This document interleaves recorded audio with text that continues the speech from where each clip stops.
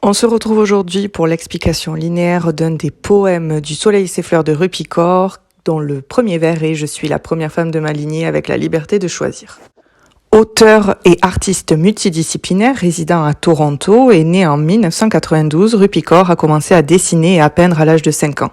Immigrée indienne, originaire du Pakistan, ses sujets de prédilection sont la féminité, l'amour, la perte, le traumatisme et la guérison. Elle commence sa carrière de poétesse sur les réseaux sociaux tels que Instagram et Tumblr. Son premier recueil, Lait et miel, reste presque une année entière au sommet du palmarès du New York Times. Son écriture est particulière dans la mesure où elle ne met aucune majuscule à ses phrases. Elle l'explique par le fait que sa langue maternelle, le Punjabi, n'a pas de lettres majuscules ou minuscules. Elle se produit dans le monde entier lors de performances où elle interprète ses poèmes. Le spectacle intègre également de la musique et des projections afin d'offrir une immersion totale. Le Soleil et ses fleurs est son deuxième recueil. Il se divise en 5 chapitres. Se faner, tomber, pourrir, se redresser, fleurir. Le poème que nous allons étudier se trouve dans le dernier chapitre, Fleurir. La poétesse témoigne sa reconnaissance quant à sa liberté. Elle rend compte de l'émancipation dont elle bénéficie et du fait qu'elle est la première femme de sa famille à avoir le choix.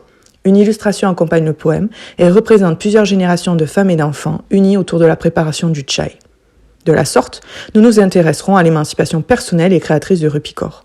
Alors qu'elle ouvre son poème sur l'éloge de la liberté, des vers 1 à 11, elle se focalise par la suite sur le regard que doivent porter ses ancêtres sur elle, des vers 11 à 16. Débutons tout d'abord le premier mouvement, l'éloge de la liberté, du vers 1 à 11, et plus particulièrement qui s'arrête au verbe manger. Dans la première partie de son poème, Rupicor fait l'éloge de la liberté. L'adjectif numéral ordinal, première, la première femme, vers 1, montre à quel point ce que connaît la jeune femme est nouveau, à quel point sa génération est synonyme de changement. L'utilisation de la première personne du singulier, je suis, ma lignée, insiste sur le bouleversement que cela représente, sur le fait que personne avant elle n'a pu goûter à cette émancipation. Le complément du nom femme, de ma lignée, vers 1, révèle que Rupicor est un symbole de liberté pour toutes les femmes de sa famille. Effectivement, le polyptote choisir vers 2 et voix choisie vers 3 met l'accent sur le fait que les ancêtres de la poétesse étaient privés du libre arbitre. En effet, elle exprime cette autonomie gagnée, cette opportunité de faire ce qu'elle désire, de ne s'imposer aucune limite grâce à la proposition subordonnée circonstancielle de temps. Quand je le veux, vers 4.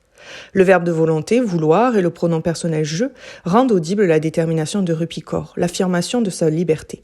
De plus, la négation lexicale, sans le coup de fouet, vers 4, signe un changement notable avec les générations précédentes. Il est vrai que la préposition « sans » précise que la violence ne rythme pas l'existence de la poétesse, contrairement à ses ancêtres.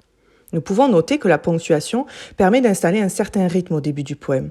Les 4 points qui scandent les 4 premiers vers apportent un rythme soutenu, mettant en lumière la détermination de Rupicor. Dans le 5e vers, l'hyperbole « centaines de fois », il y a des centaines de fois, traduit cette liberté incroyable, cette émancipation dont elle bénéficie et qu'elle apprécie, en témoigne l'adjectif « reconnaissante ».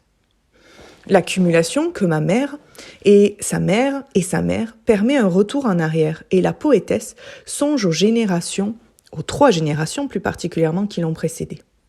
Elle montre que les interdits ont jalonné l'existence de ses ancêtres féminines. Elle déplore, grâce à une négation totale, n'ont pas eu le privilège d'éprouver, vers 7, cette absence de liberté pour les femmes de sa famille. Ce constat la pousse à ressentir de la gratitude. Elle l'exprime à travers la phrase averbale « quel honneur ». Le vers 8 est un écho au vers 1 dans la mesure où le groupe nominal la première femme est répété et insiste sur son émancipation. L'utilisation du champ lexical de la faim, goûter, vers 9, faim, vers 10, gaver, ventre, manger, exprime parfaitement ce désir de profiter de la vie, de se dépasser, de vivre ce qui n'a jamais été vécu. L'hyperbole, gavé de cette vie, traduit cette soif de découverte qui semble n'avoir aucune limite, si ce n'est l'indigestion. Elle est guidée par l'envie de dévorer, de se remplir des expériences à venir. La métonymie génération de ventre révèle que Rupicor a reçu en héritage le désir inassouvi de liberté et qu'elle est bien décidée à accomplir ce dont ses ancêtres féminines ont rêvé.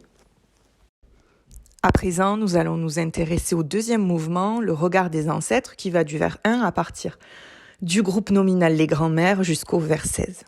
Le dessin proposé par Rupicor au pied du poème illustre la 2e partie du texte. Effectivement, dans les derniers vers, l'autrice imagine la réaction que pourraient avoir les femmes de sa famille. L'hyperbole « les grands-mères doivent rire aux éclats » révèle la joie immodérée des anciennes générations qui apprécient de voir l'une des leurs avoir un tel pouvoir. Rupicor les imagine partageant un moment privilégié. Effectivement, le champ lexical de la chaleur, blotti, four, Vert fumant installe un cadre propice aux confidences, mais aussi à l'observation de leurs descendantes. Le complément circonstanciel de lieu, dans l'au-delà, précise certes qu'elles ne sont plus de ce monde, mais qu'elles continuent tout de même de veiller sur Rupi-Kaur. Elle la contemple en buvant une boisson traditionnelle indienne, sirotant du masala chai. L'illustration s'inspire d'une toile d'Amrita Shergill datant de 1938 qui illustre une scène de vie traditionnelle en Inde. Sur celle-ci, des femmes préparent le repas entourées d'enfants. Elles semblent en harmonie, profitant de cet instant au cours duquel elles se réunissent. Rupi-Kaur modifie assez peu la toile d'Amrita Shergill. 2 changements sont notables. La préparation du masala chai remplace la préparation du repas et un four est dessiné au centre de son illustration, symbolisant la chaleur et le partage. L'exclamation qui clôt le poème, comme ça doit leur paraître fou, vers 15, témoigne de l'émotion de la poétesse qui imagine les réactions des femmes de sa famille. L'adjectif fou précise le caractère inédit de ce qu'elle entreprend. Elle ouvre une nouvelle voie pour les femmes de sa famille. Le texte se termine par le substantif audace, vers 16, qui nous rappelle Rimbaud et Cahiers de Douai. Rupi-Kaur ne peut cacher sa joie, mais aussi sa fierté d'être admirée par ses ancêtres. Dans ce poème, Rupi-Kaur, comme Rimbaud avant elle, témoigne de son émancipation. Personnelle, générationnelle, mais aussi créatrice. Pour cela, elle imagine le regard que pourraient porter ses ancêtres féminines sur son parcours et sa liberté. Elle accompagne sa poésie d'une illustration qui rend hommage à une toile d'une artiste indienne, Amrita Shergill. De la sorte, Rimbaud et Rupi-Kaur mettent en évidence le pouvoir de l'émancipation. En rendant possible leur liberté, ils s'offrent une nouvelle source d'inspiration poétique.